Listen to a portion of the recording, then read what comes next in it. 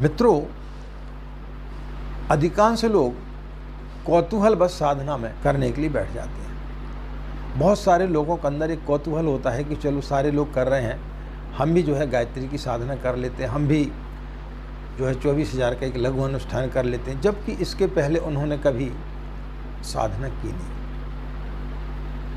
कभी उन्होंने गायत्री मंत्र का जाप किया नहीं। तो सर्वप्रथम तो यह है कि कौतूहल बस हमें साधना में नहीं बैठना है। पहला सूत्र है प्यास। आप चिंतन करें कि आपके अंदर प्यास कितनी है। यदि व्यक्ति के अंदर प्यास ही नहीं होगी तो वो पानी नहीं पिएगा। जब तक आपके अंदर प्यास नहीं होगी तब तक आप परमात्मा तक नहीं पहुंच सकते, तब तक आप साधक नहीं हो सकते। इसे ऐसे समझें कि आपको बहुत जम के प्यास लगी और आप मरुस्थल में जा रहे हैं जहाँ दूर दूर तक पानी का नामो निशान नहीं है, और कोई व्यक्ति आकर के आपको ये बोलता है कि मैं आपके लिए पानी पिला सकता हूँ, लेकिन उसके एवज में मैं आपकी जान चाहता हूँ। तो आप बोलेंगे कि ठीक है, मुझे पानी पिला दो, भले मेरी जान ले लो। कि मन में ये तो आपको तृप्ति रहेगी कि चलो मरते समय कम से कम मेरी आत्मा तो तृप्त हुई, पानी तो मैंने पी लिया था, मरना तो है ही, ऐसे नहीं तो ऐसे मरे। तो इस प्रकार की प्यास आपके अंदर इन 9 दिनों में आपको जागृत करना है। तो जिस दिन आप ये प्यास अपने अंदर जागृत कर लेंगे तो उस दिन आप निश्चित रूप से साधना में प्रवेश कर पाएंगे।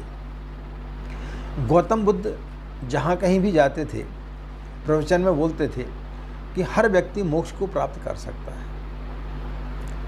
जब वो एक दिन एक गांव में जाकर के ठहरे और वहाँ जब प्रवचन करने के लिए शाम को लोगों को इकट्ठा करने वाले थे, तो उनके एक शिष्य ने उनसे पूछा कि प्रभु, मेरे मन में बहुत दिनों से एक जिज्ञासा है कि आप हर व्यक्ति को बोलते हो कि हर व्यक्ति मोक्ष को प्राप्त कर सकता है, तो जब सारे व्यक्ति मोक्ष को प्राप्त कर सकते हैं तो फिर इतना तामझाम क्यों, हर व्यक्ति मोक्ष क्यों नहीं प्राप्त करता।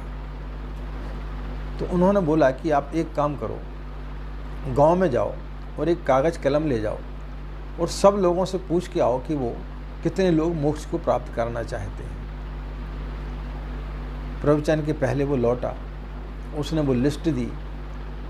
तो जब बुद्ध ने उन्हें वो जो लिस्ट दिखाई, उसमें ऐसा एक भी व्यक्ति नहीं था जिसने ये लिखा हो कि हम मोक्ष प्राप्त करना चाहते हैं। किसी ने कुछ लिखा, किसी ने कुछ लिखा, किसी ने बोला कि मुझे शादी मेरी जल्दी हो जाए, किसी ने बोला मेरी दुकानदारी चलने लगे, किसी ने बोला मुझे धन की प्राप्ति, किसी ने बोला मकान बन जाए, लेकिन मोक्ष की प्राप्ति के लिए किसी ने नहीं बोला। तब बुद्ध ने बोला कि मैं ये नहीं बोलता कि मोक्ष नहीं मिल सकता, जो व्यक्ति चाहता है उसे मोक्ष की प्राप्ति हो सकती है, लेकिन जो व्यक्ति चाह ही नहीं सकता, जो चाहता ही नहीं है, तो उसे मोक्ष कैसे प्राप्त हो सकता है। तो आपके अंदर प्यास होना चाहिए।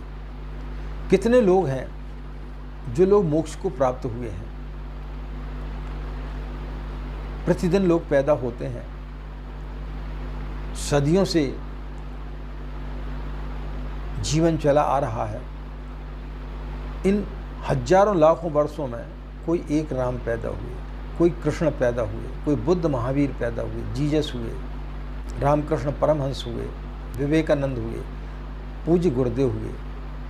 इनके अंदर एक प्यास थी, और जब उनके अंदर प्यास थी तो उन्होंने उस चीज़ को प्राप्त किया। तो सबसे पहला सूत्र है आपके अंदर प्यास आपको जागृत करना इन 9 दिनों में, कि आप कितना ज़्यादा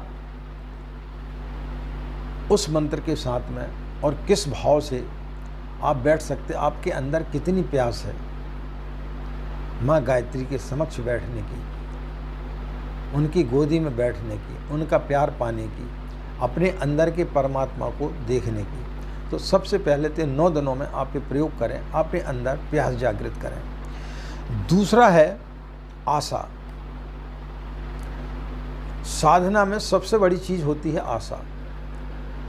यदि आपकी प्यास तो है लेकिन आपके अंदर निराशा जागृत है, आप निराशा से भरे हुए हैं, तब भी आप साधना को प्राप्त नहीं कर सकते, तब भी आप उसमें सफल नहीं हो सकते।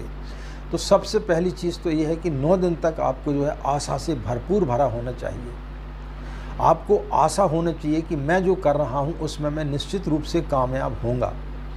मैं जो अनुष्ठान कर रहा हूँ या गायत्री चालीसा का पाठ कर रहा हूँ या मानसिक जाप कर रहा हूँ या मंत्र लेखन कर रहा हूँ, जितने भी साधना हमने बताई हैं, वो जो कुछ भी कर रहे हैं, आप आशा से एकदम लबालब भरे होना चाहिए।